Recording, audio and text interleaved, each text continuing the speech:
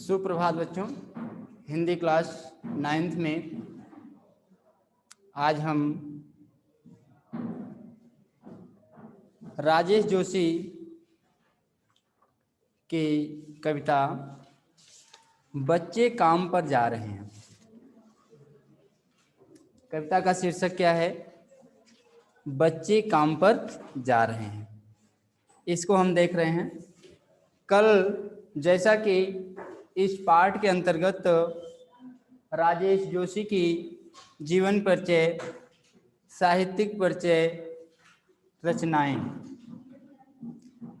आदि से संबंधित जानकारी आपको दी गई और आज हम देखते हैं कि राजेश जोशी की जो रचना यहाँ संकलित है, बच्चे काम पर जा रहे हैं।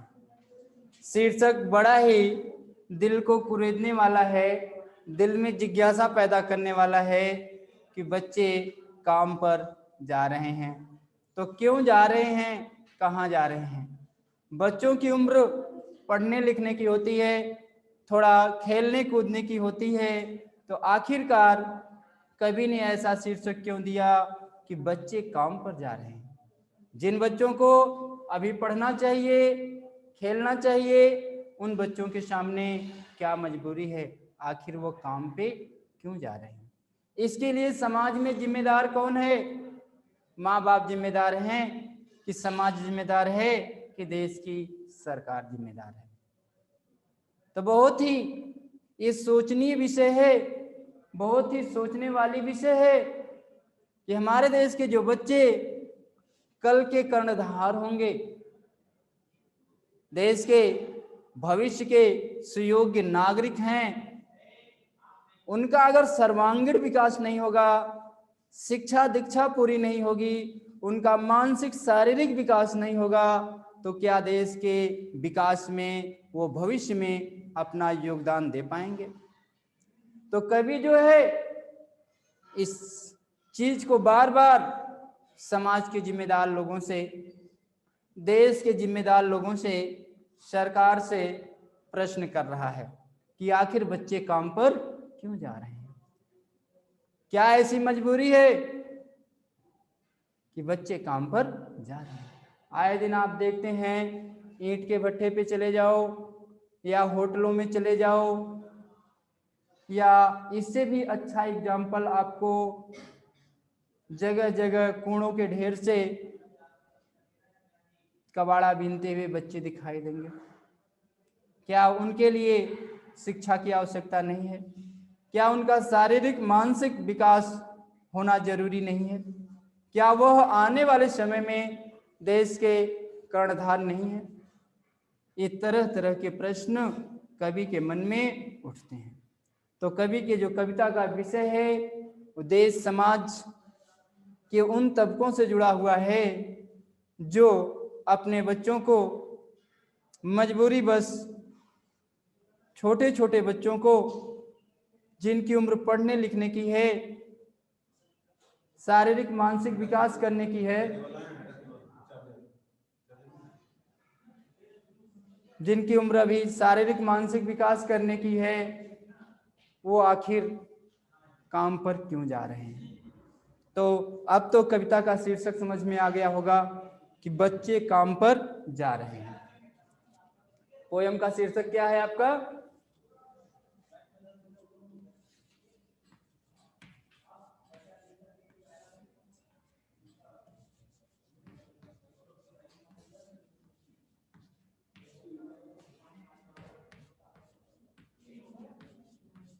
क्या शीर्षक? बच्चे काम पर जा रहे हैं।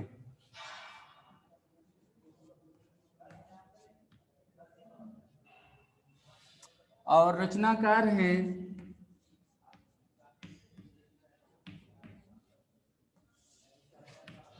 राजेश जोशी।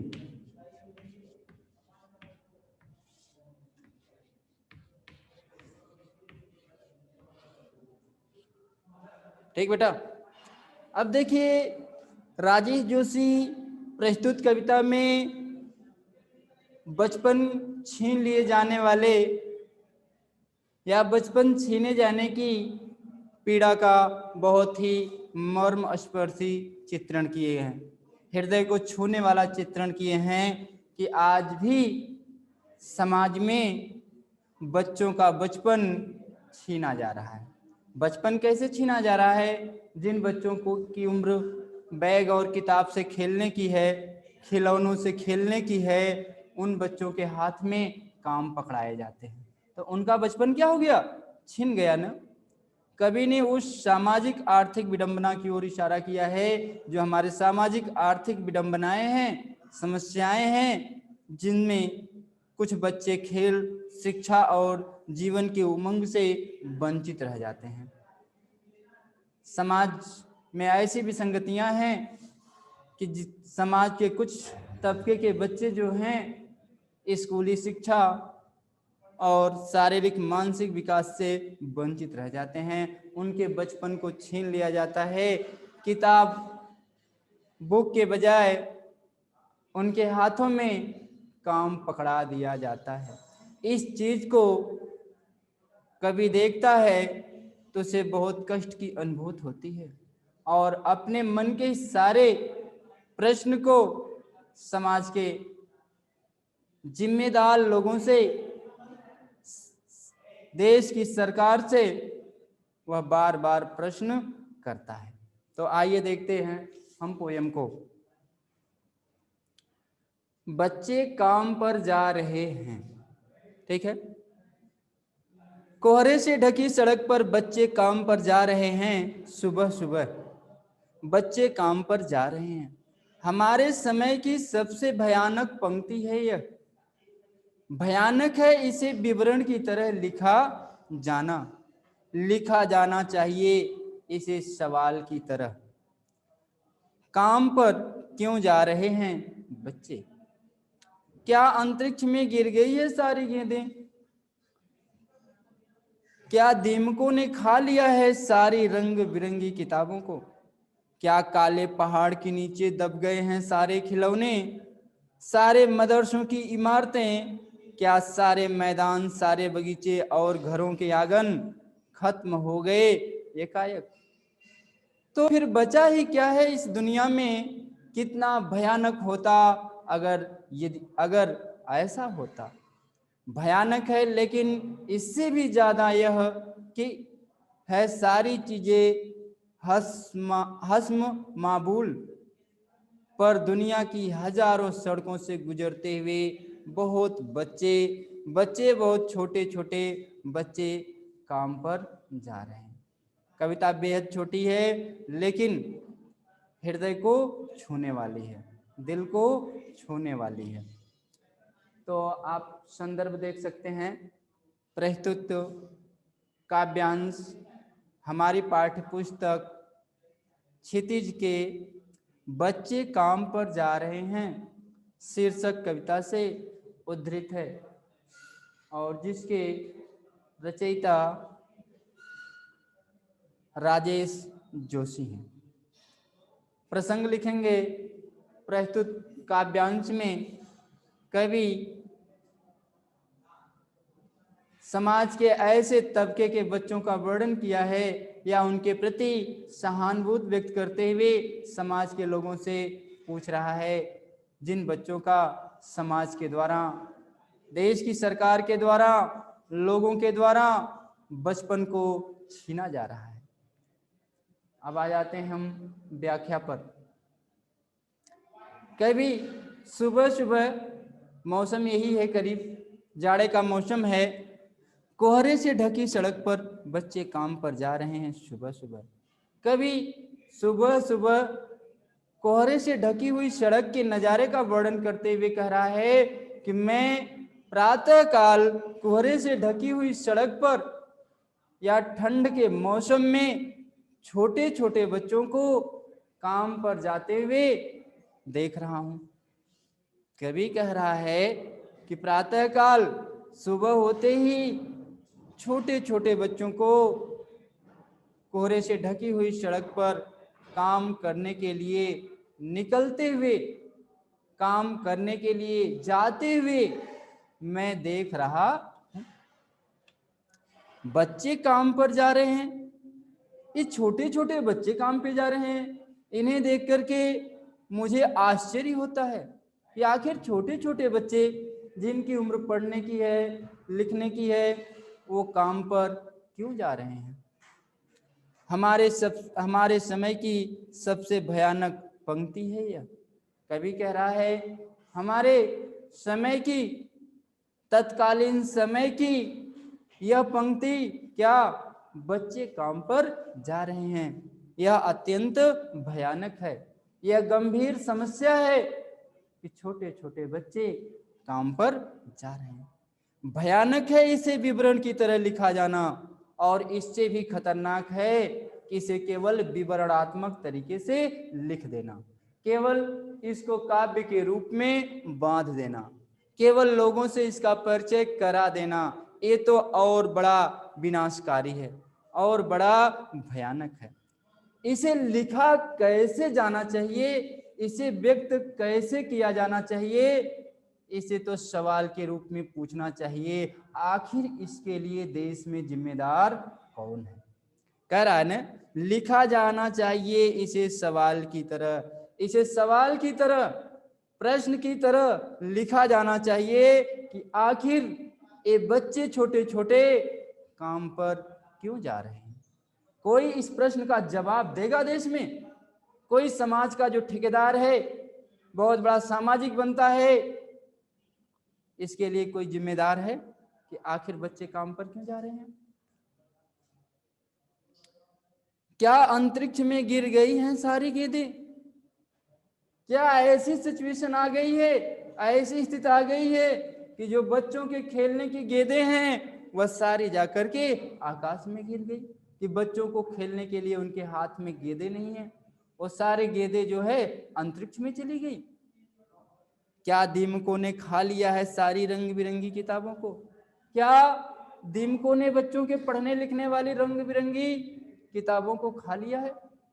कभी कह रहा आखिर ये बच्चे काम पर क्यों जा रहे हैं? क्या खेलने की सारी सामग्री समाप्त हो गई है, अंतरिक्ष में जा छुपी है? क्या उनके पढ़ने लिखने के लिए जो रंग बिरंगी पुस्तकें हैं, उन पुस्तकों को दीपकों ने खा लिया, दीमकों ने खा लिया, खत्म कर दिया, जिससे न तो इन्हें खेलने का कोई साधन मिल रहा है और न पढ़ने के लिए किताब कॉपी उपलब्ध हो रही है, इसलिए काम पे जा रहे हैं। क्या काले पहाड़ के नीचे दब गए हैं सारे खिलौने? क्या बच्चों के जो खिलौने हैं, सारे खिलौने हैं, वह किसी काले पहाड़ के नीचे जा दब गए, गिर करके दब गए? काले पहाड़ गिरने से सारे खिलौने दब गए, जिससे उनको खिलौने के लिए, खेलने के लिए खिलौने नहीं मिल रहे हैं और वो काम करने के लिए मजबूर हो रहे हैं। क्या किसी भूकंप में ढह गई सारे मदरसों की इमारतें? क्या कोई ऐसा भूचाल आया जिसमें सारे विद्यालय की, मदरसा माने क्या होता है? विद्यालय। क्या सारे मदरसों की, सारे विद्यालयों की दीवारें जो हैं भूकंप आने से गिर गई? क्या उनके लिए कोई मदरसा रह ही नहीं गया, कोई विद्यालय रह ही नहीं गया? क्या सारे मैदान, बगीचे और घरों के आंगन खत्म हो गए एकाएक? क्या बच्चों के खेलने के लिए जो सारे मैदान हैं, बगीचे हैं, यहाँ तक कि घरों के आंगन हैं जिसमें बच्चे खेलते हैं, एकाएक अचानक समाप्त हो गए, अचानक गायब हो गए? फिर तो बचा ही क्या इस दुनिया में? अगर ऐसा हो जाता है, ऐसी परिस्थितियां आ जाती हैं, तो इस संसार में कहने के लिए बचा ही क्या है? कितना भयानक होता अगर ऐसा होता। सोचो, काश अगर ऐसा होता तो संसार के सामने कितनी भयानक स्थिति पैदा हो जाती। भयानक है, लेकिन इससे भी ज्यादा यह कि सारी चीजें हस्म मबूल हैं।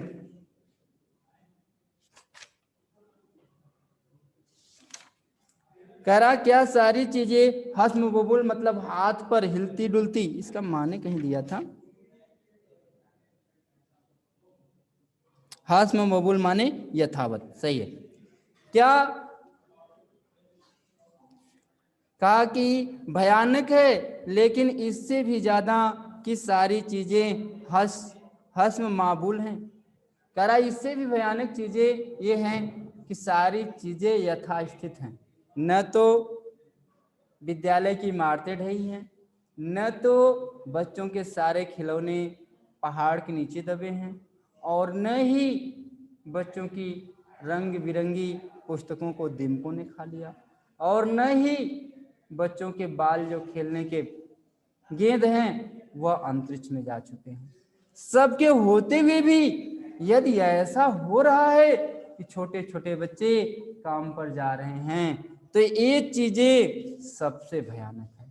यथा स्थित होते हुए भी, स्थित सामान्य होते हुए भी, सब कुछ होते हुए भी अगर इन सबको छोड़ करके बच्चे काम पर जा रहे हैं छोटे छोटे, तो बहुत ही भयानक परिस्थिति है। स्थित परिस्थिति बहुत नाजुक दिख रही है। समाज में भयानकता का राज दिखाई दे रहा है कि सब कुछ होने के बावजूद भी बच्चे जो छोटे छोटे काम पर जा रहे हैं। पर दुनिया की हजारों सड़कों से गुजरते हुए, मैंने एक दो सड़कों पर नहीं, दुनिया की हजारों सड़कों पर, दुनिया की हजारों सड़कों पर छोटे छोटे बच्चों को काम पे जाते हुए देखा, काम के लिए जाते हुए मैंने उनको देखा है। तो कवि जो है संसार के सभी जगहों पर जो छोटे छोटे बच्चे हैं उनकी बचपना को छीन करके, उनकी कॉपी किताबों को छीन करके उनके हाथों में जोखिम भरे कार्य पकड़ा दिए जाते हैं, जिससे उनका शारीरिक मानसिक बौद्धिक विकास नहीं हो पाता है। ऐसे बच्चों के प्रति कवि ने गहरी संवेदना व्यक्त की है। आई बात समझ में सबको? तो फिर से दोहराना पड़ेगा, सोच लो। अगर आया हो तो ठीक है, नहीं आया हो तो फिर से आ गया एवरीवन। देखो अगर किसी को नहीं आया तो फिर से कह सकता, शर्माएगा नहीं।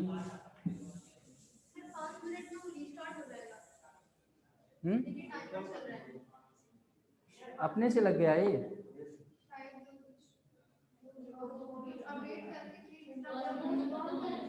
रिकॉर्डिंग तो चल रही है, होने तो 5 मिनट बंद हो रहा था।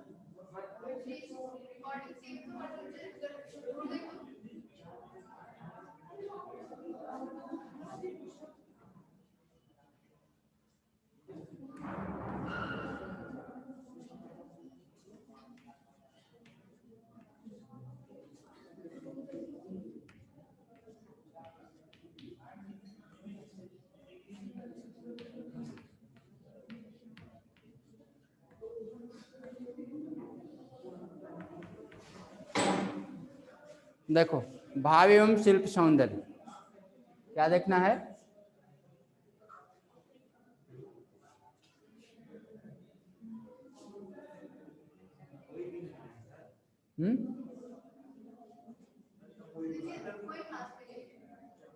चलिए नहीं, अच्छी बात है, सब लोग यहीं पे हैं तो रहेगा कौन?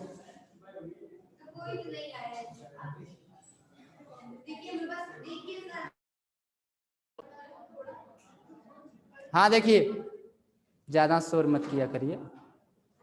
अब देखिए भाव एवं शिल्प सौंदर्य इस चैप्टर का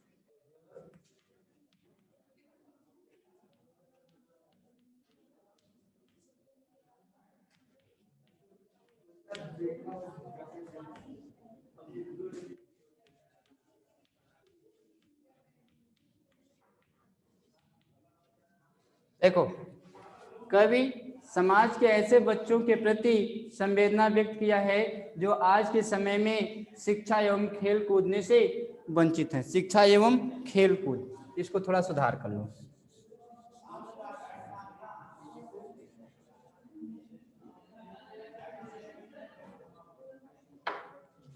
दूसरा, कवि इसे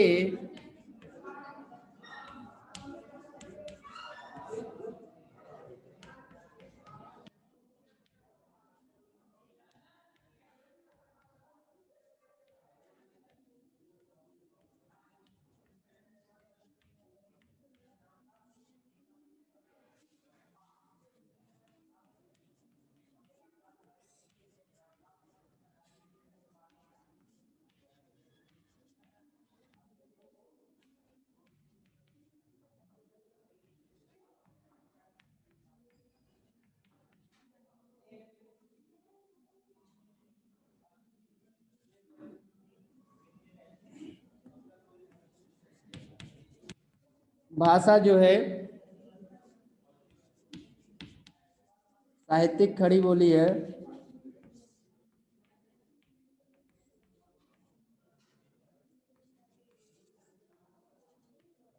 छंद मुक्तक छंद है।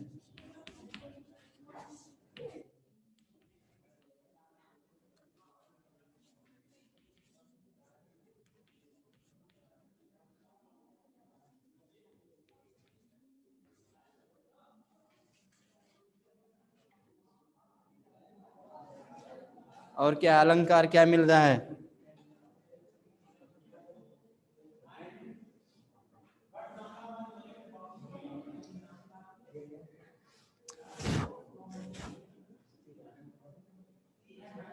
चलो ठीक है, इतना ही लिखो। तो ये आपका काव्य सौंदर्य हो गया। तो इस तरह से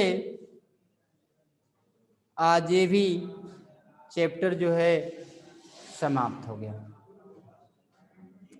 अब गद्य और पद्य का ऐसा कोई चैप्टर नहीं है जो आपके करंट सिलेबस में हो और बचा हो। एक बार पुनः सिलेबस देख लीजिए आप लोग, अगर कुछ ऐसा बचा है तो बताइए।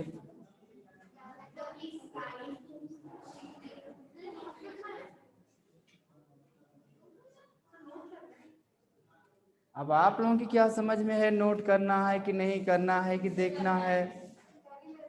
खाना रख जा सामने, या कहो कि खाना है। अजीब बच्चे हैं।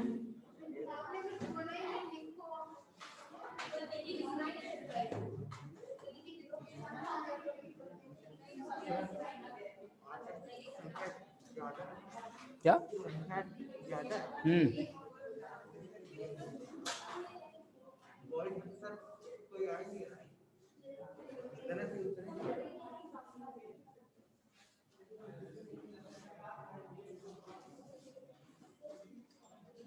चौदह।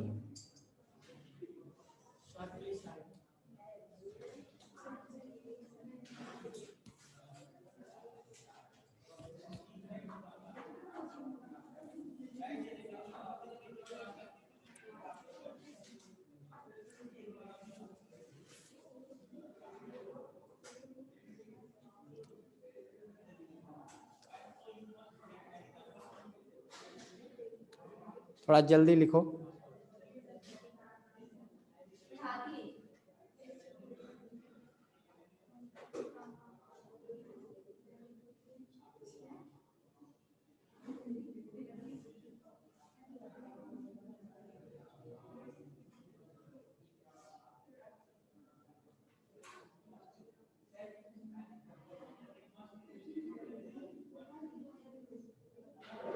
ये अमरीश श्रीवास्तव है क्या लाइन पे? Yes sir. पढ़ रहे हो? वहां से सुनाई दे रहा है ना स्पष्ट? अमरीश श्रीवास्तव। Yes sir. हाँ बेटा, एक काव्य और शिल्प यस सौंदर्य सर। लिखाया गया, उसे लिख लो, नोट कर लो।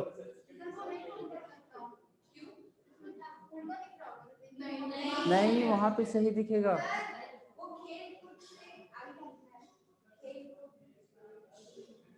हमको भी देखना पड़ेगा क्या? खेल कूद से वंचित हैं, वंचित।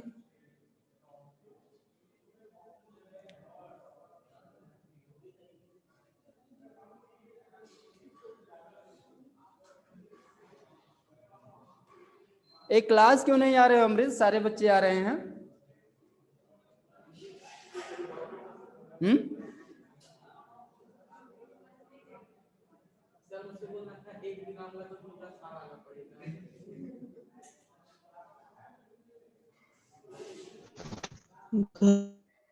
घर अलाउ नहीं करते। हाँ बोलो, क्या कर रहे हो बेटा?